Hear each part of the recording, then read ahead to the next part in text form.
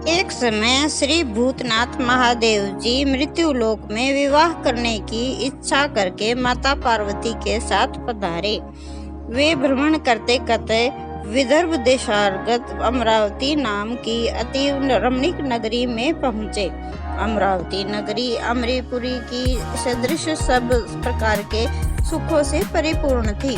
उसमें वहाँ के महाराज का बनाया हुआ एक अति रमणीक शिवजी मंदिर भी था। उसमें भगवान शंकर भगवती पार्वती के साथ निवास करने लगे। एक बार माता पार्वती प्राणपति को प्रसन्न देखकर विनोद करने की इच्छा से बोली, हे महाराज, आज तो हम दोनों चौसर खेलें। शिवजी ने प्राण प्रिया की बात को मान लिया और चौसर खेलने लगे। उसी समय वहाँ मंदिर के पुजारी ब्राह्मण मंदिर में पूजा करने के लिए आए। माता जी ने ब्राह्मण से प्रश्न किया कि पुजारी बताओ, इस बाजी में दोनों में से किसकी जीत होगी। ब्राह्मण बिना विचारे ही शीघ्र बोल उठा कि महादेव जी की जीत होगी। थोड़ी देर में बाजी समाप्त हो गई और पार्वती जी की विजय हुई। अब तो पार्वती जी ब्राह्मण को झूठा बोलने के अपराध में श्राप देने को उद्यत हुई। तब महादेव जी ने पार्वती को बहुत समझाया कि उन्होंने ब्राह्मण को कोढ़ी होने का श्राप दे ही दिया। कुछ समय बाद पार्वती जी के श्रापवश पुजारी के शरीर में कोढ़ पैदा हो गया। इस प्रकार पुजारी अनेक प्रकार के दुखी रहने लगा। इस तरह से कष्ट भोगते हुए जब बहुत दिन हो गए तो देवलोक की अप्सराएं शिवजी की पूजा करने लगी। उसी मंदिर में पधारी और पुजारी के कष्ट को देखकर बड़े दया भाव से उससे रोगी होने का कारण पूछने लगी। पुजारी ने निसंकोच बातें उनसे कह दी। अप्सरा बोली, है पुजारी, अब तुम अधिक दुखी मत होना। भगवान शिव जी तुम्हारे कष्ट को दूर कर देंगे। तुम सब बातों में श्रेष्ठ 16 सोमवार के व्रत भक्ति भाव से करो। तब पुजारी अप्सराओं से हाथ जोड़कर विनम्र भाव से 16 सोमवार व्रत विधि पूछने लगा। अप्सराएं बोली कि जिस दिन सोमवार हो उस दिन भक्ति के साथ व्रत करें। स्वच्छ वस्त्र पहने, आधा सेर गेहूं का आटा ले, इसके 3 अंग बनाए और घी, गुड़, दीप, नैवेद्य, मूंगफली, बेलपत्र, जनेऊ, चंदन, अक्षत, पुष्प आदि द्वारा प्रदोष काल में भगवान शंकर का पूजन करें। तत्पश्चात अंगों में से एक शिवजी को अर्पण करें। बाकी 2 को शिवजी का प्रसाद समझकर उपस्थित जनों में बांट आए और आप भी प्रसाद पाए। इस विधि से 16 सोमवार का व्रत करें। तत्पश्चात 17वें सोमवार के दिन पाव सेर गेहूं के आटे की बाटी बनाएं। तदनुसार घी और गुड़ मिलाकर चूरमा बनाएं और शिवजी का भोग लगाकर उपस्थित भक्तों में बांटे। पीछे आप सकुटुंब प्रसाद लें तो भगवान शिवजी की कृपा से उसके मनोरथ पूर्ण हो जाते हैं। ऐसा कहकर अप्सराएं स्वर्ग को चली गई।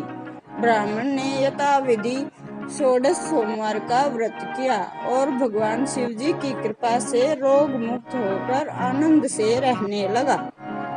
कुछ दिन बाद जब फिर से शिवजी और पार्वती उस मंदिर में पधारे, तब ब्राह्मण को निरोग देखकर पार्वती ने ब्राह्मण से रोग मुक्त होने का कारण पूछा तो ब्राह्मण ने 16 सोमवार व्रत कथा कह सुनाई। तब तो पार्वती जी अति प्रसन्न होकर ब्राह्मण से व्रत की विधि पूछकर व्रत करने को तैयार हुई। व्रत करने के बाद उनकी मनोकामना पूर्ण हुई और उनके रूठे पुत्र स्वामी कार्तिकेय स्वयं माता के आज्ञाकारी हुए। परंतु कार्तिकेय जी को अपने विचार परिवर्तन का रहस्य जानने की इच्छा हुई और माता से बोले, हे माता जी, आपने ऐसा कौन सा उपाय किया जिससे मेरा मन आपकी ओर झुक गया। तब पार्वती जी ने वही 16 सोमवार कथा सुनाई। स्वामी कार्तिकेय जी बोले कि इस व्रत को मैं भी करूंगा, क्योंकि उन्होंने मेरा प्रिय मित्र ब्राह्मण दुखी दिल से परदेश गया है, हमें उससे मिलने की बहुत इच्छा है। कार्तिकेय जी ने भी इस व्रत को किया और उनको उनका प्रिय मित्र मिल गया। मित्र ने इस आकस्मिक मिलन का भेद कार्तिकेय जी से पूछा तो वे बोले, हे मित्र, हमने तुम्हारे मिलने के लिए 16 सोमवार का व्रत किया था। अब तो ब्राह्मण को भी अपने विवाह की बड़ी इच्छा हुई। कार्तिकेय जी से व्रत की विधि पूछी और यथाविधि व्रत किया। व्रत के प्रभाव से जब वह किसी कार्यवश विदेश गया तो वहां के राजा की लड़की का स्वयंवर था। राजा ने प्रण किया था कि जिस राजकुमार के गले में सब प्रकार श्रृंगारित अथिनी माला डालेगी, मैं उसी के साथ अपनी प्यारी पुत्री का विवाह कर दूंगा। शिव जी की कृपा से ब्राह्मण भी स्वयंवर देखने की इच्छा से राजसभा में एक ओर बैठ गया। नियत समय पर हथिनी आई और उसने जयमाला उस ब्राह्मण के गले में डाल दी। राजा की आज्ञा के अनुसार बड़ी धूमधाम से कन्या का विवाह उस ब्राह्मण के साथ कर दिया। ब्राह्मण को बहुत सा धन और सम्मान देकर संतुष्ट किया। ब्राह्मण सुंदर राजकन्या पाकर सुख से जीवन व्यतीत करने लगा। एक दिन राजकन्या ने अपने पति से प्रश्न पूछा, हे प्राणनाथ, आपने ऐसा कौन सा भारी पुण्य किया जिसके प्रभाव से हथिनी ने सब राजकुमारों को छोड़कर आपको वर्ण किया? ब्राह्मण बोला, हे प्राण प्रिय, मैं अपने मित्र कार्तिकेय जी के कथनानुसार 16 सोमवार का व्रत किया था, जिसके प्रभाव से मुझे तुम जैसी रूपवान लक्ष्मी प्राप्त हुई। व्रत की महिमा को सुनकर राजकन्या को बड़ा आश्चर्य हुआ और वह भी पुत्र की कामना से व्रत करने लगी। शिव जी की दया से उसके गर्भ से एक अति सुंदर, सुशील, धर्मात्मा, विद्वान पुत्र उत्पन्न हुआ। माता पिता दोनों उस देव पुत्र को पाकर अति प्रसन्न हुए और उसका लालन पालन भली प्रकार से करने लगे। जब पुत्र समझदार हुआ तो एक दिन उसने अपनी माता से प्रश्न किया कि माँ, तूने कौन सा तप किया है जो मेरे जैसा पुत्र तेरे गर्भ से उत्पन्न हुआ? माता ने पुत्र का प्रबल मनोरथ जान के अपने किए हुए 16 सोमवार व्रत को विधि सहित पुत्र के सम्मुख प्रकट किया। पुत्र ने ऐसे सरल व्रत को अब सब तरह से मनोरथ पूर्ण करने वाला सुना तो वह भी इस व्रत को राज्याधिकार पाने की इच्छा से हर सोमवार यथाविधि व्रत करने लगा। उसी समय एक देश के वृद्ध राजा के दूतों ने आकर उसको एक राजकन्या के लिए वर्ण किया। राजा ने अपनी पुत्री का विवाह ऐसे सर्वगुण संपन्न ब्राह्मण युवक के साथ करके बड़ा सुख प्राप्त किया। वृद्ध राजा के दिवंगत हो जाने पर यही ब्राह्मण बालक गद्दी पर बिठाया गया, क्योंकि दिवंगत भूप के कोई पुत्र नहीं था। राज्य का अधिकारी होकर भी वह ब्राह्मण पुत्र अपने 16 सोमवार के व्रत को करता रहा। जब 17वां सोमवार आया तो विप्रपुत्र ने अपनी प्रियतमा से सब पूजन सामग्री लेकर शिवालय में चलने के लिए कहा, परंतु प्रियतमा ने उसकी आज्ञा की परवाह नहीं की। दास दासियों द्वारा सब सामग्रियां शिवालय में भिजवा दी और खुद नहीं गई। जब राजा ने शिव जी का पूजन समाप्त किया तब एक आकाशवाणी राजा के प्रति हुई। राजा ने सुना कि हे राजा, आप अपनी इस रानी को राजमहल से निकाल दे, नहीं तो तेरा सर्वनाश कर देगी। वाणी को सुनकर राजा ने आश्चर्य बहुत किया और तत्काल ही मंत्रनागृह में आकर अपने सभासदों को बुलाकर पूछने लगा कि हे मंत्रियों, मुझे आज शिव जी की वाणी हुई है कि राजा तू अपनी इस रानी को निकाल दे, नहीं तो ये तेरा सर्वनाश कर देगी। मंत्री आदि सब बड़े विस्मय से और दुख से कहने लगे कि जिस कन्या के साथ राज्य मिला है, राजा उसी को निकालने का जाल रचता है। यह कैसे हो सकेगा? अंत में राजा ने उसे अपने यहाँ से निकाल दिया। रानी दुखी हृदय से भाग्य को कोसती हुई नगर के बाहर चली गई। बिना पदत्राण, फटे वस्त्र, भूख से दुखी इधर उधर धीरे चलकर नगरी में पहुंची। वहाँ एक बुढ़िया सूत काट कर बेचने को जाती थी। रानी की करुण दशा देखकर बोली, चल तू मेरा सूत बिकवा दे, मैं वृद्ध हूँ, भाव नहीं जानती हूँ।